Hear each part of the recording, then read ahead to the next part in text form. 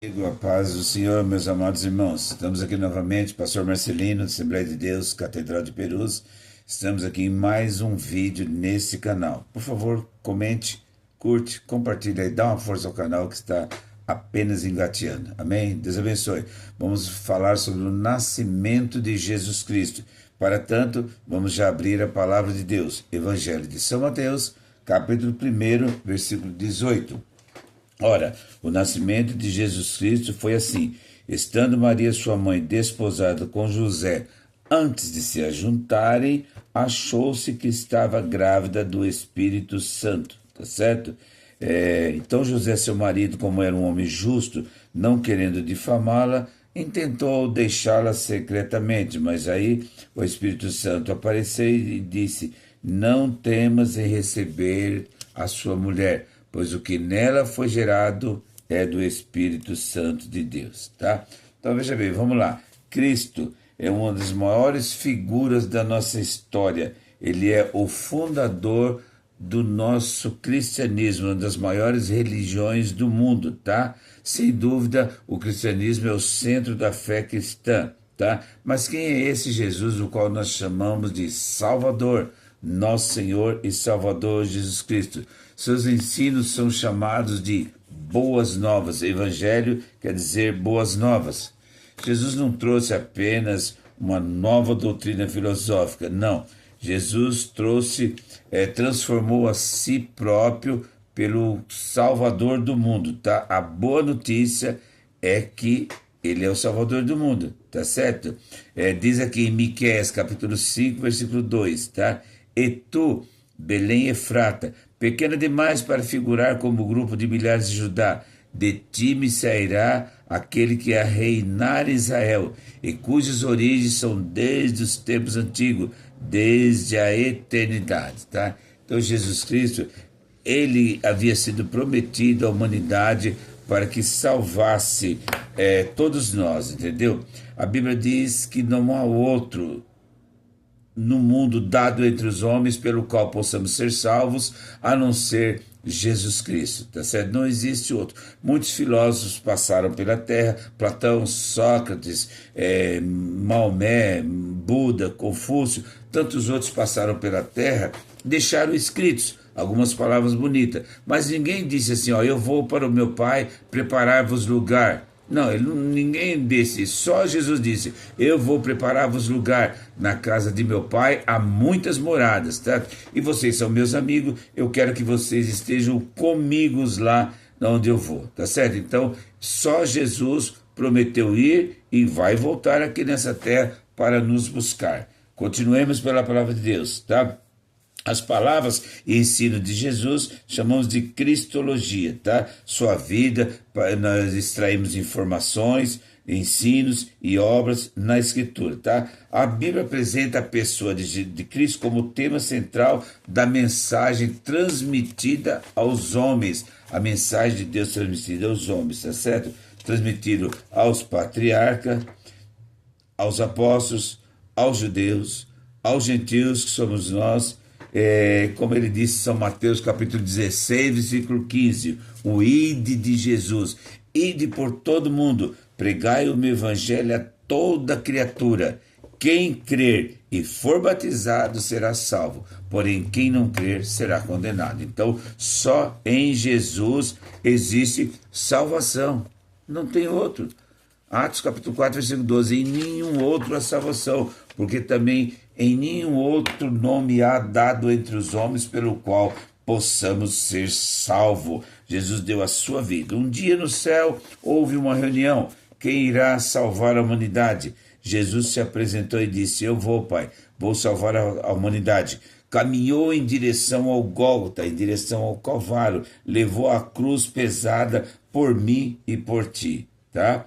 Nenhum de nós teríamos condições de dar o nosso filho em salvação da humanidade, aleluia. Mas Deus deu seu único filho unigênito, tá bom? Para poder resgatar a humanidade, tá? Ele como sacerdote, como rei, sacerdote, ele foi como sacerdote em 1 Samuel 2,35, estou lendo a Bíblia aqui, lemos um profeta Samuel. Então suscitarei para mim um sacerdote fiel porque procederá segundo o que tenho no coração, e andará diante dele o meu ungido para sempre. Dessa maneira, Samuel prefigura o sacerdote perfeito chamado Jesus Cristo, tá certo? Então, veja bem, continuemos aqui, tá? Diante do exposto, o estudo da palavra de Cristo se revela de importância vital na relação que ele sustém com o cristianismo. Relação essa que nenhum outro fundador, como já citei agora há pouco, tem para suas religiões. O cristianismo é Cristo, e Cristo é o cristianismo, tá bom? Nem Buda, nem Maomé, nem Alá, ninguém conseguiu fazer isso, tá? O cristianismo é mais do que uma religião, é um modo de vida. É a vida de Jesus posta em ação, tá certo? Tá? Então veja bem, como rei, como sacerdote, como servo, tudo isso ele operou aqui na terra. Como mestre, ele era um mestre por excelência. Jesus ensinava pregando e pregava ensinando, tá? As teorias dele era muito profunda, era muito profunda, tá? Todos os seus estudos servem para inspiração. Mestres, doutores, líderes, profissionais, discípulos, arquitetos, seja quem for, todos se inspiram em Jesus Cristo, tá? Ninguém se mostrou mais idôneo para ensinar do que Jesus Cristo, tá? Ele é o líder por excelência. Nós nos inspiramos nele, nos seus ensinamentos, tá? Nos seus ensinamentos, nos seus escritos que ele deixou para nós aqui na terra, tá? Jesus gostava muito de ensinar por parábolas, para que houvesse uma melhor interpretação das coisas, para um melhor ensinamento. Por exemplo, ele diz assim: eu sou a porta, eu sou o caminho, entendeu? Ninguém vai a outra a não ser por mim, entendeu? Eu sou o pão da vida, eu sou a verdade. Ele não apenas ensinou a verdade, ele era a verdade. Sabe por quê? Porque nos seus ensinamentos não existia mentiras, tá bom? Ele foi 100% de tudo aquilo que ensinou, tá certo? Olhando para ele, nós podemos depender dele, confiar nele como servo.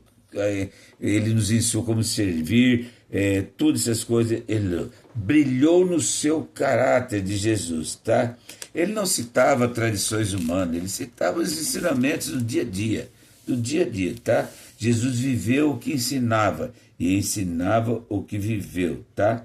João 13, capítulo 13, versículo 13. Eu vos dei o exemplo, tá? Então, veja bem, o verdadeiro líder ensina dando exemplo, tá? Dando exemplo, tá? Ele ensina e as pessoas podiam olhar para a sua vida e ver que realmente o que ele falava era verdade. Aqui diz: brilhou sempre no caráter. Ele se interessava mais por pessoas do que por credos, religiões, cerimônias, organizações ou equipamentos. O seu coração encheu-se de afeições pelos escribas, que viviam a criticá-los com ciúmes. Os fariseus, ele era desprezado e odiado sempre. Mas Jesus sempre amou a todos e se interessava pelos seus problemas. Quando alguém chegava perto dele e contava algum problema: olha, estou com um filho doente, estou com um parente doente, ele sempre parava e dava atenção. Certa vez no caminho que ele estava andando, uma mulher veio e tocou nas suas vestes. Essa mulher sofria 12 anos com fluxo hemorrágico, tá? E ela disse consigo mesma: se eu apenas tocar, eu ficarei sarada. Isso é uma fé muito grande que ela tinha, né? Então veja bem, a religiosidade nos tempos de Cristo era muito falha, O pessoal, os fariseus, os anciãos, os hipócritas, saduceus e fariseus ensinavam, mas não vivia aquilo que ensinava. Então era fácil achar defeito neles. Tentaram pegar Jesus, mas não conseguiram. Certa vez levaram uma mulher pegada em flagrante adultério. A mulher estava adulterando e o pessoal pegou ela. Levaram ela para Jesus para ele analisar. Ainda citaram Moisés ainda e disseram assim: Senhor, na lei de Moisés diz que as adúlteras devem ser apedrejadas, e tu, pois o que dizes? Mas não levaram o homem que estava adulterando com ela, entendeu? Levaram só ela, para você ver como eram as coisas já naquele tempo. Jesus não lhes deu atenção, pegou e começou a escrever na areia, escrevendo na areia, tá? E quando olhou, não tinha mais ninguém. E a mulher olhou para ele e ele disse: mulher, ninguém te condenou? Ela disse: não, ninguém me condenou. Ele disse: eu também não te condeno, vá em paz. E aqueles homens, antes de saírem, Jesus olhando para ele disse assim: ó, aquele que não tiver pecado, que atire a primeira pedra, tá? Aqueles homens eram cheios de pecados. Aqueles homens eram adúlteros, eram ladrões do templo, tá? Eram roubadores do dinheiro e pegaram e levaram a mulher. Então, veja bem, irmãos, tá? Nós não podemos culpar os outros com os nossos pecados, tá certo? Tá? Então, veja bem, o Senhor Jesus viu grande e gloriosa oportunidade de formar ideias. Ele era um reformador, tá? Temos aqui um grande contraste entre o Senhor Jesus e Sócrates, o único mestre do mundo ocidental com quem o Senhor Jesus pode ser comparado. Sócrates não pretendia conhecer, mas procurava a verdade. Jesus nunca fala como se estivesse em dúvida, tá? De jeito nenhum, tá? Ele dizia assim, ó: eu vos digo isso, na verdade, verdade vos digo, tá certo? No Sermão da Montanha, ele disse muitas verdades. Um dos sermões mais bonitos que existe, ele cita mandamentos das Escrituras com profunda coragem, como está escrito: ouviste o que foi dito aos antigos, não matarás. Mas eu vos digo, se você se encolerizar contra o seu irmão, eu vos digo que você já pecou, tá? Se você chamar seu irmão de raca, que é nojento, será réu do sinédrio. E qualquer que lhe disser louco, será réu do fogo do inferno. Mateus, capítulo 5, versículos 21 e 22. Amém? Continuaremos na parte 2, tá certo, irmãos? Fica aí, confirme aí, dá o like aí no nosso canal que está começando, tá? Nos ajude aí, em nome de Jesus. Deus abençoe.